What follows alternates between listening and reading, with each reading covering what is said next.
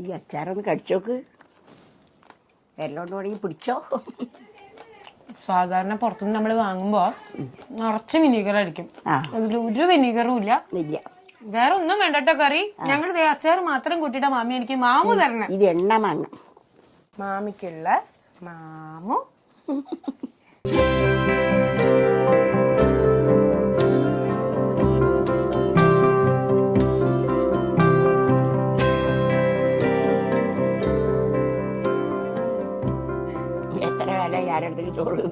മാമി എന്നെ ഒരിക്കലും മറക്കില്ല അല്ലെ? കാരണം ഈ അടുത്തൊന്നും ആരും വയല് തന്നിട്ടില്ലല്ലോ. എന്റെ അമ്മയും കൂടി തന്നിട്ടുണ്ടാവില്ല. ഞാൻ ഒരു മോളല്ലല്ലോ. എത്ര മക്കളാ? 10 മക്കളാ. 10 മക്കളാ?